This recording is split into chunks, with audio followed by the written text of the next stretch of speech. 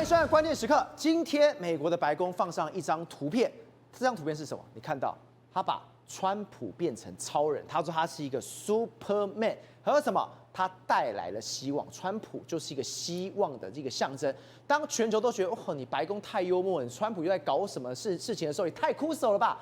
没想到这张照片，全球有一个人看的是瑟瑟发抖。这个人叫做习近平，为什么？因为川普在关税上面反反复复，他完全没有办法捉摸。而现在他更害怕一件事情是什么？今天外媒有报道一件事情，说新疆要做一个 AI 的资料中心，这个非常庞大的资料中心。资料中心，你想到一件事情是什么？它需要是晶片，它需要是辉达的晶片，它需要晶片数量竟然有11.5万颗，这么庞大。而且现在彭博还有形容一件事情。如果今天我的晶片没有拿到手，那我在新疆不就是白盖了吗？他形容叫做空城计，但更直白的说，新疆这一块 AI 的资料中心恐怕会成为中国最大的烂尾楼。世聪，变成中国最大烂尾楼，真的会吓死人。为什么？因为今天这张照片，对我们全部人都觉得啊，很好笑，很幽默啦。真的只有一个人看了瑟瑟发抖。哎，你真的成为 Superman 的话，你一拳打来，我招架不住的。对，没错，白宫发了这个照片，这个照片你可以看到说，是超人嘛？这不是超人的这个印象吗？看这个前面有个 S， 然后这个是川普的这个头像，所以你看这是川普，对不对？然后他说什么 ？The symbol of hope， 就是美国的希望的象征。然后 truth 真相，然后这个 justice 公平 ，the American way， 美国的方式就是这样子。Superman Trump， 美国的国旗在这边。这张照片真的很好笑，对，头还这样子仰得高高的哦，对，旁边这个色彩做得非常好，我就是一个 Superman， 对，就是从地底往上飞起来，然后再看天空这样的一个感觉，哇，这个很像是这种真实的这个超人啊，克星人超人哦，所以那为什么大家看了之后觉得很好笑的？说他弄这样一个状况来说，他未免把他自己看得太重要了吧？可是问题是，现在很多人看了他真的是瑟瑟发抖。为什么？因为他真的敢做别人不敢做的事情。你知道现在谁压力最大吗？中国的习近平压力最大，压力可大了。为什么？好，过去呢，我讲习近平他可以跟你偷东西，哎，我要偷你的技术，我可以偷你的技术。那你要洗产，我要这个整理的时候，我要给你客观税，我也可以敢这样子。但是呢，川普做了一件习近平都不敢做的事情。他敢去轰炸伊朗，对，所以等于说他比你更疯。你会做什么？反正你习近平会做什么东西，洗产地啦、补贴啦、或对人家怎么霸凌，我也都会。但是我有一招你不会，就是我敢按下那个武器钮，我敢去攻击伊朗，你不敢吧？所以习近平他觉得他惹错人了。对啊，我以为你川普好来好去，对啊，你比我想的还疯狂。对啊，我过去可以怎么霸凌你，大家都害怕。问题是现在。轮到美国霸凌你的时候，你什么话都不敢讲。好，那为什么这样说？我们先跟大家讲这件事。CNN 有个报道，他说他拿到一个这个音档，这个音档他在募款参会的时候，他讲的哦，他说什么？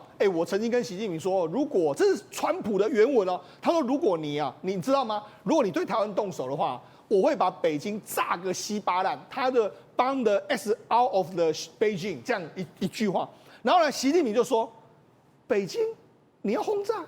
然后川普就说：“我没得选。”所以呢，事实上就这样的一个状况哦。习近平当时你要轰炸，对，吓傻了。你说真的假的？那种感觉。他说我要轰炸北京嘛，然后习近平第一个反应是北京，有点吓到的一个状况。所以你知道吗？他说没得选，他说他大概只相信，他说习近平大概只相信他10%，那没关系，他只要相信个10%、5%就够。所以呢，他证实说什么？我曾经当面跟习近平说我要轰炸北京这件事情。好。那你看有谁敢跟习近平讲这种话？没有人嘛，就只有川普敢嘛。对。那另外一个是什么呢？因为他说这个彭博的一个报道，他说什么？因为北京呢，目前为止他们希望要建所谓的资料中心。那资料中心来说的话，他们希望在哪里？在这个新疆的沙漠这边。但是他们要获得11.5万块左右的 NVIDIA 的晶片，没有这些晶片盖不起来啊。那盖不起来的时候，结果没想到很大，因为这11万颗的这个晶片呢。不可能给他，因为川普不可能让你做这件事情嘛。他现在把这个晶片管制的非常严格嘛，好拿不到的时候，赵你知道吗？他们已经投资了非常多钱之后呢，这可能会变成史上最贵的空城计，或者是会变成新疆最庞大的一个烂尾楼。事实上，这是彭博的这个报道，他就照出这个照片，你看一下这个形状，这个形状是在这个新疆边缘的这个伊吾县。那伊吾县来说，它大兴土木，为什么大兴土木？它未来希望把这个地方，我们之前不是说吗？他希望把数据呢送到这个西边去算，然后再拿回来这个中国这边东边这边来，好，所以他盖着这个大的里面来说，就是投资了数百亿，他要做所谓 AI 的这个运算中心，然后他要拿到11.5万颗左右的这个晶片嘛，对，那这样他现在都盖好了，盖好了之后呢，结果没想到，那如果你没有晶片，那不是完全打水漂吗？根据目前为止，因为这个川普已经几乎禁止了所有的这个能够拿到的高阶的晶片，那目前为止来说话，这个前拜登的这个政府的时代高官告诉彭博，他说他们相信中国目前大概有2.5万颗的晶片，但是你要凑到11.5万颗，你还要9万颗啊，也太远了吧？对啊，你9万颗从哪里来？好，你只有2.5万颗，对，那好难，那你就算说你去黑市买好了，黑市你能够买到9万颗吗？那中国曾经用什么留学生这个跑单帮进来啦，然后这样，你再怎么让你能够抽那种行李箱慢慢运的，对，还有人包在这个肚子里面，你说这个能够拿到9万颗吗？这个难度太高嘛，所以这要谁批准？这要这个川普批准才可以。好，那你说啊，那没有了，那我们就用这个中国国产的晶片。问题是中国国产晶片根本没办法用啊，所以你知道，事实上这就变成是个烂尾楼的可能性非常高啊。好，那我们就讲，事实上它怎么做呢？实际上中国真的是有一套。你如果现在用空拍图，它有一个这是什么？这是全球数1数2大型的这个聚光型的太阳能哦。你看，它就是这样，他说这个高是跟金门大桥，这是旧金山的金门大桥一样高，然后太阳能发电站，然后你看，这下面全部都是太阳能的面板哦。然后面板来说，它能够把它反射到一个接收器，然后接收器的时候呢，白天可以储存起来，然后晚上呢还可以用。所以那为什么在这个地方？它可以靠这个全天候供电。当然了，好，我们就讲，事实上为什么要设在新疆这个地方？因为第一个，新疆来说的话，日照非常充足。对，那我白天在这个地方不断的吸电之后呢，那我可以供给我这个资料中心所需要用的电，晚上也可以用。所以等于说，它这个是有一套的做法。所以因为我们知道说，事实上未来的 AI 发展重要是要电力够便宜。那太阳能有没有很便宜？很便宜啊，所以他们就这样做啊。所以那目前为止来说啊，你看他们都设在这个地方。那根据彭博取得的文件，就是说到今年6月的时候，新疆已经有7个动工，然后已经有成功争取到政府合约计划，要使用这2款的这个 GPU， 就是所谓 H100跟 H200。对，问题是不可能啊，就没给你了。对啊，那我就说现在没办法完工嘛，对。然后另外还有那这总项目有39万项的这个项目，但是你要获得这个 H100跟 H200的这个晶片，所以没办法拿到。那我就知道说，这个即便新疆成功的建立大规模的这个数据中心，它所使用的辉达的这个晶片数量，仍只相当于一家超大型的这个云端的这个运算公司，譬如说微软或者是亚马逊在1周之内部署的量。但是呢，这已经是中国最大的量了。中国最大的希望就在这个地方，就没想到，你看，连川普都不愿意给你。我投资了这么多太阳能，什么都进去了。那假设你这个晶片不给我，那就完蛋。所以我就讲，为什么今天不是有个消息吗？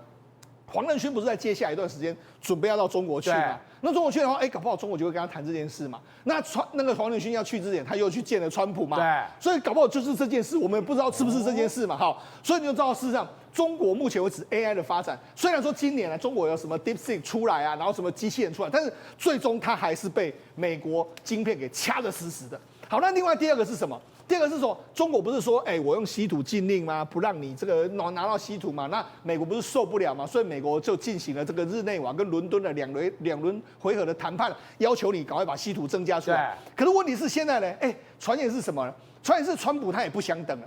川普不想等，他怎么办呢？他就用一样的方法。过去呢，你怎么偷我们的晶片的方法，我现在就怎么偷你的这个稀土。我用你的魔法对来反击你，就以彼之道还施彼身这样一件事情。好，那照理怎么做呢？你看，这是路透的独家，他就说，没有问题啊。我们目前为止，美国还是陆陆续续，尤其是从这个进口令开始，这个禁制令开始出来之后，我们还是拿到非常多国家的这个稀土。好，主要从哪2个国家？我们看到这个图，这个图是美国自泰国跟墨西哥进口的稀土，你可以看，这是在5月他们管制令开始发生的时间点。好，那这之前你看，从美国从这个泰国跟墨西哥进口的数量非常少啊，连到这个地方都是空的哦。对，没错。那你看这个5月时间点过了之后就开始增加，那比较黄的比较像是橘色这条线是泰国，对，那黄色是这个墨西哥。你看，等于是2个国家增加了非常多嘛，所以也就是说美国从墨西哥跟这个泰国进口的这个稀土，那你想说，墨西哥跟泰国他们2个国家有在做稀土吗？没有。好，那这是他们从哪里得来？你看我们一样画这条线，好，画这条线，好，画这条线画下去之后，你看这是谁过来？就是说，这个是中国出口稀土到墨西哥跟泰国，也就是说，中国出口了，那现在就从墨西哥跟这个所谓泰国转口到美国去。你因为洗产地我要抓你，现在我也来洗产地，对啊，我从泰国跟墨西哥对直接拿来了。对，那这是什么样的这个所谓的这个原料呢？主要是锑来说的话是用在电池，然后可以用在晶片，还有这个阻燃剂的这个金属。那于是呢，从泰国跟墨西哥有非常多的这个状况。那你知道参与者是谁吗？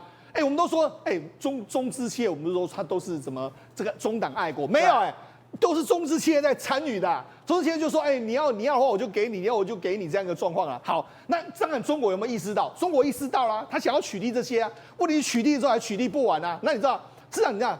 而且这还很有意思哦，这是美国的一家这个公司，它的执行长、创办人，他就说什么？我现在每个月从中国那边拿到2公斤这个200公斤价的方式。那他说他怎么拿到价呢？他说我怎么拿到的时候，我一开始还没办法，结果没想到赵，你知道是怎么样吗？是中国的人就跟他说，赵，我跟你讲啦。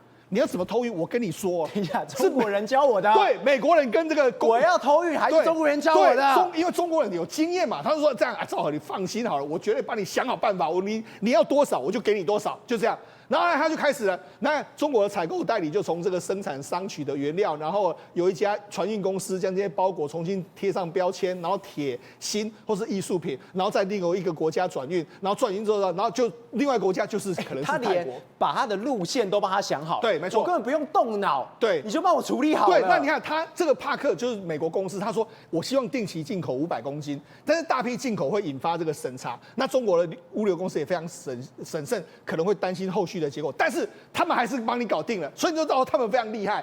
那你知道这个就是有一个数位平台的这个执行，这是这个中国，他说虽然有明确这个转运的这个证据，但是贸易数据无法辨别所涉及的公司，中国企业在规避监管方面极具创造力，有没有看？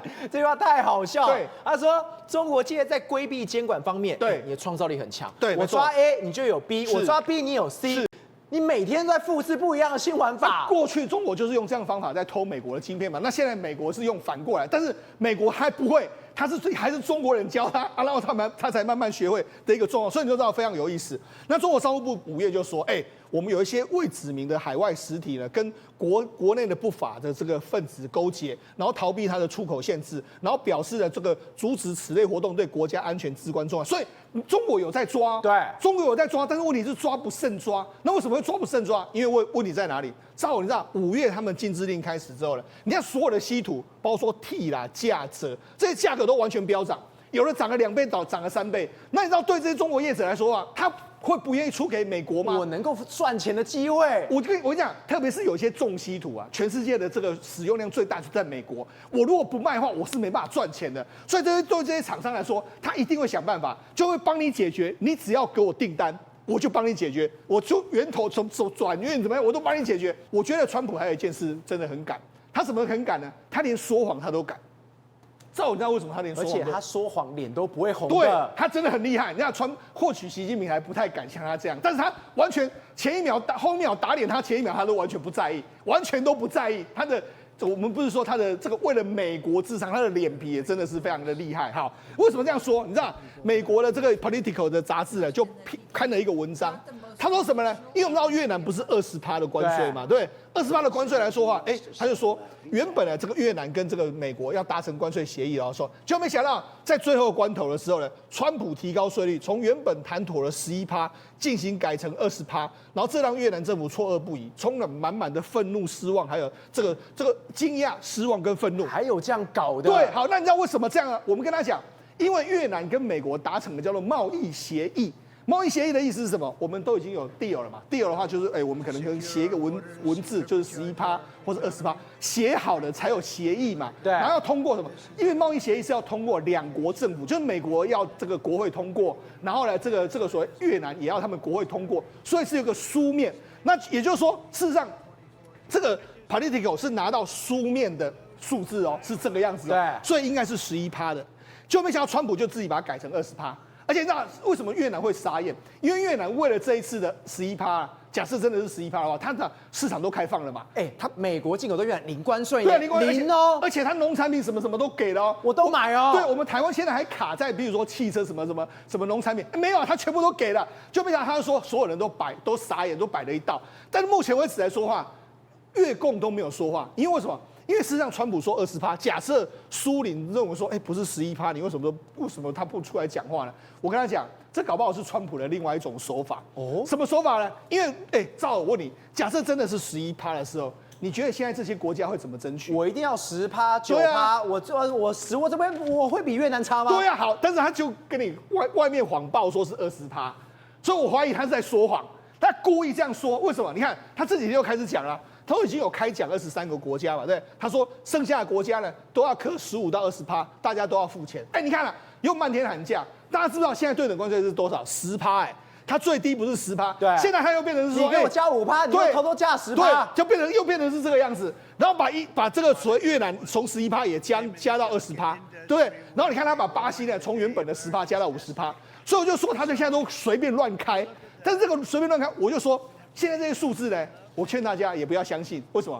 因为我相信到8月1号的这些所有关税全部都会降下来。因为为什么？因为川普他就是要搞这一套，他就是希望把这个价格喊到前所未见的高，所以他就是你看他的脸皮，这个也没关系，他反正随便他讲。好，那除了这个之外来说，贝森特这几天就出来讲这个川普的个性，因为贝森特有2个老板，一个是川普，另外一个是索罗斯，两个很厉害。然后他说什么呢？贝森特说什么啊？我的老板呢，川普跟这个我的索罗斯一样，对高风险的这个谈判毫无耐性，所以他没有什么耐性啊。所以来跟你这样讲，一开始的时候，我们不是很多人都说，我们干嘛要对美国这个毕恭毕敬，对美国这样子？我跟他讲，我们的策略还真的是对。你看波萨纳这个所谓的鲁拉说了一句什么？我们不需要总统，不需要皇帝。然后川普冰斗，对，50%就给你冰斗，对不对？那你看最近石破茂也跟这个美国在这个一样冰斗，所以我来跟你讲。或许在这种所谓强人的面前里面，我跟他讲，Superman 有一个特征哦 ，Superman 是特别喜欢去救那种弱小的人。你有没有注意到？你有难的时候，其实他会去救你。当然了，我们不知道川普会不会是这个样子，但是无论如何，你从我们跟你讲的一系列的事情来说，你知道川普的个性其实是某些程度来说，或许他是吃软不吃硬。我们刚刚有特别提到哦，这个所谓的川普，他现在对于稀土的部分。我用你的魔法来对付你之后，现在中国真的叫踹雷弹。为什么叫踹雷弹？因为它真正稀土重要来源是来自于缅甸。没有想到今天路透他报了一个新闻，他说中国向缅甸叛军发出了最后通牒，为何威胁全球的重稀土供应？关键是什么？现在缅甸的叛军已经要杀进去了，杀进去之后，中国最大的稀土供应。真的也要被端掉了吗？好，我们为什么要讲说稀土如此的重要？你讲到稀土来讲的话，你看到这个名字叫 rare earth， 你以为它是沙子土吗？不是，其实它是金属。而其中呢，在缅甸这个地方有很多部分呢是出土出口给谁？给中国大陆。然后呢，最近因为他们的一个内战。克钦独立军，好，我们待会好好的讲克钦独立军。其实他原本是谁支持的？是中国支持的。所以呢，他做大了之后呢，又跟中国闹翻了。所以现在中国支持的是缅甸的一个政府军。好，现在两边闹翻了之后呢，现在来说的话，你可以看这个数字，中国自缅甸的进口量的变化。原本24年的1到5月，这套数据是多少？接近26000吨呐。对，然后呢，现在来讲的话。比去年同期少了一半的量，12000吨，也差太多了吧？这代表什么意思？稀土非常非常的重要。如果你没有它这边产的一个东西叫铬的话，金银色非常漂亮的，然后它是化合物，你没有办法把它拿出来的话，我告诉你，你会发生一个什么样的一个严重的事情？你的电动车没办法做出马达，对，你的手机。可能没办法用，你的晶片也没办法用，所以呢，现在在贸易战的情况之下，我上面已经被盯得满头包了，我的这制造的设备已经拿不到的时候，如果你的原料都拿不到，那就完蛋了。中国后院大失火。对，所以现在来讲的话，你知道吗？克钦独立军的官员讲说，你看之前中国在春季的时候呢，跟他们谈判过，然后现在的话要。当时中方代表威胁要停止采购稀土，好，可是重点是这样。虽然中国去威胁他说我要停止采购稀土，但实际上的状况是人家不要卖给你啊。对，你稀土这个东西来讲的话，我卖给谁都可以啊。现在如果氪金把这个东西好好的绑住之后呢，你恐怕就没有办法拿到更多的稀土。而稀土来讲的话，是非常非常的重要的。而且你看哦，这个氪金独立军说什么？如果我控制了整个。中国将别无选择，只能谈判，并把缅甸军政府排除在外。中国对稀土的需求迫切，只能暂时停止购买稀土而已。你去吓人家，结果现在被人家反杀了。实务上就是谁需要这个东西，谁会输，因为中国更需要这些稀土啊。然后这些稀土来说的话，你知道吗？其实，在这密支邦这个地方的话，我们刚才讲的氪金就是 Kia 这个据点，在这里是它的据点。然后呢，他们现在要进攻到哪里？到叫做巴莫。巴莫这个地方的话，还有个稀土的矿区。现在这个氪金 Kia 已经把这一块已经占领了，所以呢，这个稀土的矿区大部分已经是他的喽。如果杀到巴莫的话，哇，那这一块也没了。那这样代表什么意思？代表氪金全部包了。氪军的叛军已经全部包下来，那包下来的话，那双方来说的话，大概就是没有其他路可以走了。所以现在在巴莫这个地方哦，你看这些画面，并不是乌俄战争的重播，这是巴莫的一个市区，对，竟然有很多的第一视角FPV 的无人机进行轰炸，而轰炸的过程当中呢，都是相当的精准哦。我们过去都以为说，缅甸他们打仗是不是狂轰滥炸，然后呢没有精准制导的东西？没有，人家现在有第一视角的一个无人机，然后过去轰炸，甚至呢还可以热成像。哦，这个其实有点专业了，这是军政府在战场上面用热成像确定好你是谁之后呢，我就直接带着这些炸药过去把你给轰炸掉。而你一来我一往的情况之下的话，你知道吗？不管白天还是黑夜的话，其实在巴莫这地方全部炸得乱七八糟。而在这里，为什么这个情势非常的特别，非常的混乱？你看到他们用的武器，就知道说现在到底为了稀土，有多少国的势力来进入。在氪金独立军里面的话，用的是什么？印度制的高爆弹啊！原本以为印度制的，氪金以前是中国大陆在培植的，所以呢，你拿中国大陆的这些这些器材的狙击枪，那是合理嘛，对不对？因为中国大陆以前扶植过你，那现在来讲，除了这些狙击枪以外，你印度制的高爆弹也有。另外来说的话，你知道吗？它也用这些狙击还有游击的策略。更可怕的一件事情是这个卡尔卡斯塔夫无后坐力的这个监射武器是谁的？这个是美军的，美军的炮弹怎么会到你这里来？画面当中，这个人拿的是美军的炮弹，对，美军的监射武器，而且呢算是先进的，因为它是无作用力的，好棒，没有这种后坐力的，这个竟然可以拿出来击落到政府军的 MI-17的一个直升机。所以呢，你看到有印度制的，有中国大陆制的，有美军制的，甚至呢，氪金他自己也有攻击直升机，而且是无人机的攻击直升机，所以你就知道这个地方哦。乱成一团，你打我，我打你，然后呢，这些武器都是之前有人去赞助，然后赞助完之后呢，发现说根本控制不了这个氪金的这个反叛军，没想到反叛军呢长大之后呢，自己就要把这些稀土给拿住了。他想当大哥啊，不想当人家小弟，所以你就看到说，在这个地方为什么会乱成这个样子？反咬中国一大口，我现在扶持你，我帮忙你，结果你现在咬我了。那你看咬下去的话，这一口其实是非常大口，为什么呢？我们来看一下，你现在中国大陆来讲的话，你要生成 AI 的发展，然后呢，你要这个电动车、新能源车的生产，你就是要稀土。而稀土来讲的话，中国的稀土的话，自己产的30%，进口了70%，而70%里面，在这个70%里面，你继续看下去哦，其中这70%里面的75%就是缅甸的。而缅甸来讲的话，你看哦，缅甸的稀土里面的话，我们刚才讲的氪金就是 Kia 已经占领了37.5%了。如果我们刚刚说的这一个，你占领的这个区域到巴莫，再把巴莫这个给吃下来的话，加上20%，那你这样子来说的话，氪金这个反叛军就可以占领，可以有多少占比？就有57.7%了。所以呢，这是非常非常大的一个比例。所以如果真的这个战争继续打下去，而中国大陆你支持的政府军节节败退，走到最后的话，那你不管说我要去恐吓这个氪金还是怎么样，你就是拿他没辙。到时候呢，人家要不要把这些稀土卖给你，其实做决定的恐怕是这个反叛军。廷尉，川普也真的太敢了吧？先放这种 Superman 的照片，然后什么？他做的所有事情都超乎大家的想象，包括我们刚刚讲伊朗，他照样后关税，人家说11%，他直接调到20%，他反复，你看到习近平，他完全没有办法招架，每天被他这样玩来玩去，他吓都吓死了。其实为什么会有这张照片哦？因为美国这个 Superman 7月11号电影上映了，也就是华纳就华纳兄弟哦，他们就是制作一个新的电影，就是2025年的 Superman。所以这川普呢就自己化身这个 Superman， 然后也这个告诉大家说他是属于正义的使者。你知道一件事情啊？这个2024年的时候，川普在竞选的时候就把自己弄成是这个所谓 Superman， 你知道吗？对。然后像范斯、副总统、马斯克等等之类，这等于是美国队的队长啊，你知道吗？然后要让什么？要让整个正义复活的概念。这是正义联盟。对，正义联盟的概念。其实啊，川普要表达的意思是说，他是一个 Superman， 他是要拯救美国，他拯救地球。那拯救地球上的大坏蛋是谁？中国，就是习近平跟普丁嘛。所以他的意思是说，川普说要把这个两个大坏蛋呢，丢到黑洞里面去，把他们消失在这个世界上。所以现在其实最害怕的就是习近平，到底你川普在耍什么把戏？对，你接下来会不会出什么招来对付我中国？所以显然你看到这一次这个关税了，等于是一个大联盟的概念。当中来讲，我们看到有些谈判来讲的话，似乎好像越谈越多啊。谈判的关税怎么会从20%，像加拿大好了，加拿大的这个趴数怎么会从20%跑到35%，越跑越多？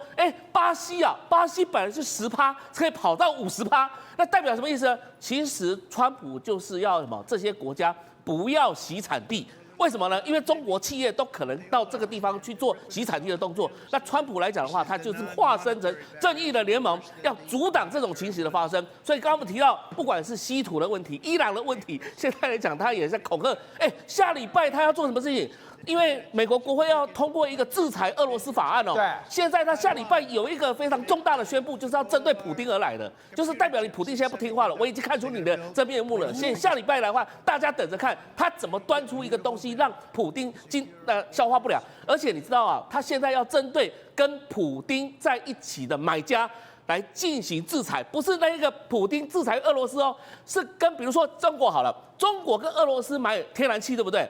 那他会制裁中国，甚至于说有传出说给500%的关税，让他们的500%，对，让对方来讲不得好死的概念。所以你知道啊，其实川普来讲，他自己7月11号的时候要化身这个所谓的美国的正义使者来拯救美国，所以他提到什么 justice truth， 第一个 truth， 你知道以前美国在批评习近平是什么东西？就是 liar。就是你一个骗子，对，所以你当时骗奥巴马、骗拜登、骗谁的？所以川普来讲的话，我今天讲 truth 的意思就是我要来惩治你这个骗子。第二个，他讲 justice 的概念，什么叫 injustice？ 什么叫 justice？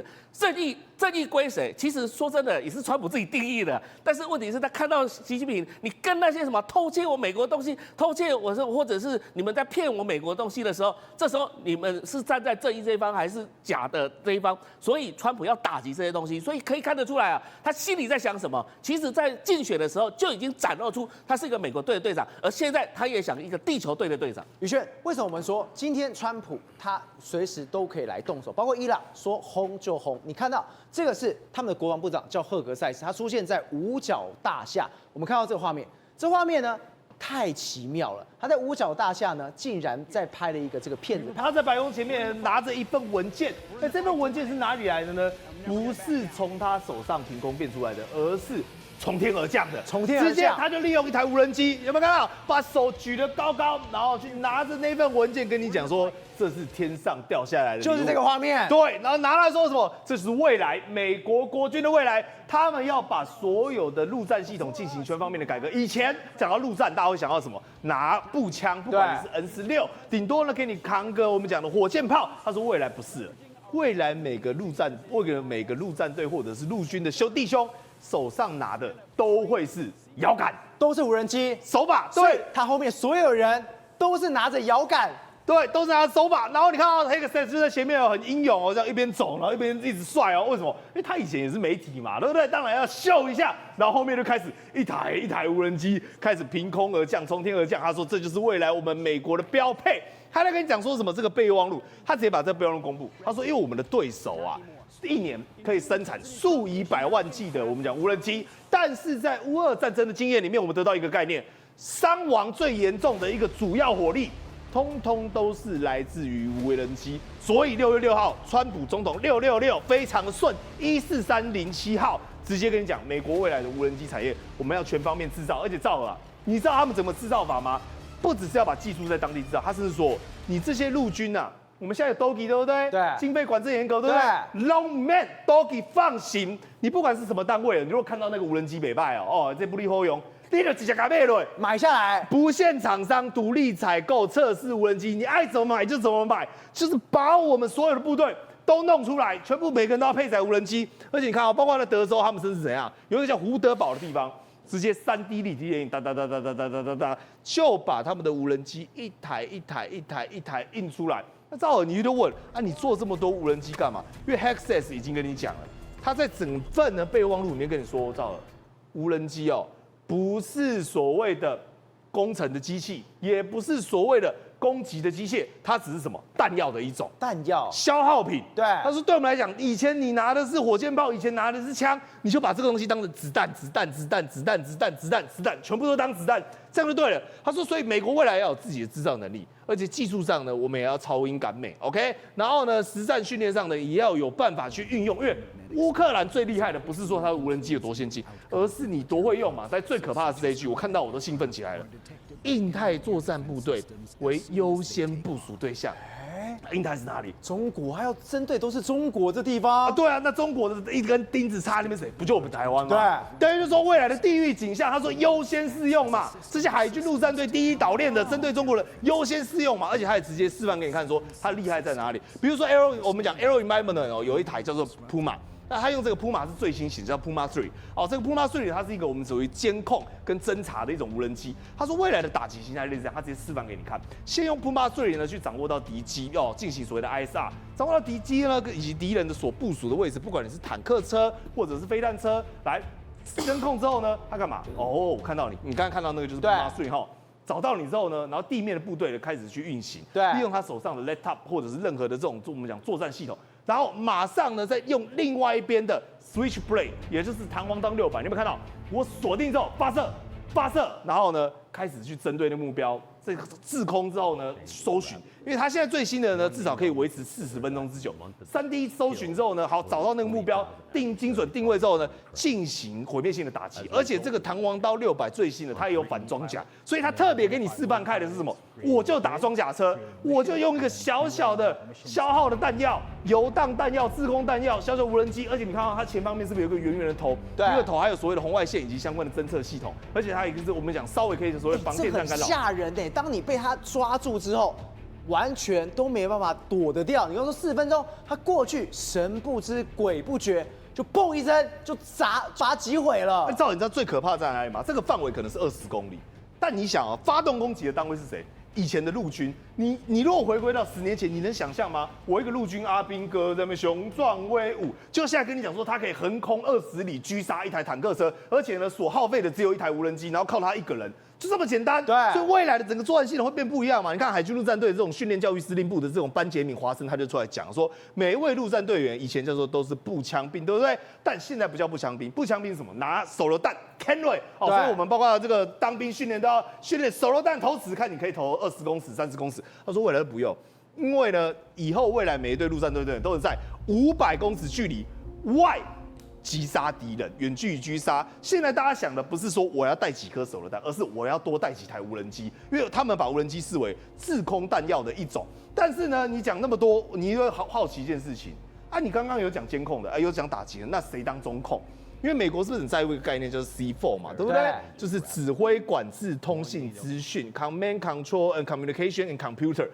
以前是这样哦，照了这么大一个，这叫什么战情室？我们是不是最常看到战情室？他说未来 long man 啊。免讲这侪人一堆啊呢，只需要两卡皮箱，2个箱子就可以了。2个小皮箱就能办到这么多人的这种战情室。对，而且这个皮箱多厉害呢？这是新研发出来的，它的名字叫做 Menace， 就是威胁的意思。它里面有什么？它有所谓的散热功能，有所谓的供电功能，有所谓的通讯功能，有所谓的运算功能。换言之，它就是一台的小型的中控室。以前最害怕的哦，你这种中控室什么通讯会被中断。OK， 或者是你的路径会被拦截，所以导致呢你整个指挥系统大失灵。但你如果有这个，根本没办法拦截你，为什么？因为我有 Starlink 嘛。然后我用这台系统嘛，等于说我带着这2卡皮箱之后，我随时走到哪里都可以这个转移。皮箱根本就是一个前线的伺服器，超级强大的伺服器，哎，对，它就是运算，而且集运算增大，所以监控它整个大脑核心于一身。所以想想，当这个系统完成之后呢，未来它可以做什么事情？只要呢，美国它的陆军以及它的海军陆战队它的普及指令到达一定的程度之后，等于是随时随地都可以是它的司令部，随时随地都可以是它的攻击发起点。而且呢，你藏兵于无形，你根本看不到说它所期待的火力是什么，你可能只看到2、3名哦，就是一个一般的阿兵哥啊。但你没有想到的是，它或许可以摧毁你的飞弹车，它或许可以摧毁你的雷达，它或许可以摧毁你的舰体，因为这些会变成美国它现在进行式的未来。瑞德，我们刚刚讲到美国的这个军武越来越强大的情况之下，我们现在台湾也在做这个汉光军演。今天这个所谓的 M1A2T 的这个战车的这个相关的画面，炮击的画面已经出来了，但让大家觉得最惊讶是什么？里面竟然用了叫做平诱弹。这个平诱弹现身代表一件事情哦，代表是美国对台湾的信任吗？对，没错。那么这一次呢，有这个等于说啊，那么一些退将呢唱衰说美军卖给我们 M1A2T 呢不会卖平诱弹给台湾，但是在这一次的 M1A2T 的这个相关的射击19发，发中靶的过程当中，国防部故意把穿甲弹给摆出来，对，摆出来了以后，他没有写平诱弹这3个字。但是呢，这个型号就是平诱弹，就是平诱弹，没有错。那么，如果你是这个军事内行的话呢，一看到这个型号，这不是美军的平诱弹吗？所以呢，事实上我不写平诱弹哦，但是呢，我摆出来的这个相关的穿甲弹呢，其中一个型号就是平诱弹。那平诱弹到底是为什么啊？为什么他会有人讲说那不会卖给台湾？因为大家都很简单的道理啊。那么坦克是什么？是矛与盾。什么叫矛与盾？我的装甲呢要大到让你的穿甲弹钻不进来啊，没办法摧毁我。另外一个部分是，那么我要打出去的炮弹呢，要能够打破穿过人家的装甲嘛，这是矛与盾的那个等于说这个差别嘛。那这个 M1A2T 呢，它的这个平诱弹呢，它打出去透过1.2公里的这个滑膛炮了以后，它打出去的这个相关的平诱弹呢，在击中对方的坦克的刹那，告诉各位，如果你今天是钨钢弹的话呢，你打中了以后，我们通常打中以后就会弹头变成一个有点像，他们都会形容像蘑菇啦，对，蘑菇不是前面变成一个圆，打中一个硬的东西了以后，照理来讲你应该变扁，那个子弹那个原理是这个样子嘛。可是呢，如果是用平诱弹的话不一样，打中以后你会自锐。什么叫自锐？自己越加的尖锐，打进去射进去。你本来比如我举个例子好了，本来是这样子，对不对？你会更尖锐的，是不是更容易打进去嘛？打进去以后呢，还会因为你化学结构的部分，所以会产生最高达3000度摄氏3000度的高温呐。那么在沙漠风暴的时候呢，当时就是因为美军的这个 M1 坦克打平诱弹打进去，打穿了这个等于说T拐2的俄罗斯的这个坦克了以后呢，那么甚至于造成的坦克会殉爆，因为你里面那个瞬间的高温嘛。瞬间高温，你以后里面是不是很多的那个炮弹？对，很多的炮弹，那瞬间高温，你想试想3000度的高温以后，它直接整个里面炮弹直接殉爆，棒，用自己的力量炸掉1颗平诱弹，就这样，就那么厉害啦。所以呢，为什么平诱弹那么厉害？为什么 M1 相关这个等于说 A2 它的坦克呢被称为地表最强坦克，就是因为这样嘛。对。那问题来了，之前都说不会卖给台湾，我们现在摆出来就有平诱弹嘛。对。而且告诉各位。这一次有点故意的，为什么呢？这次4辆的这个M1A2T 呢，所打的19发炮弹，全部都是平诱弹，所以呢，他就告诉你，我19发弹没有虚发，全部打中，把这个那个相关的把车移化呢，我全部就用这个平诱弹，所以你就知道这是为什么 M1A2T， 我就曾经讲过，我比我们去拿到什么 F16V 还要高兴，因为台湾终于在陆战的部分呢，有跟老共一决高下的这样的一个地表坦克了。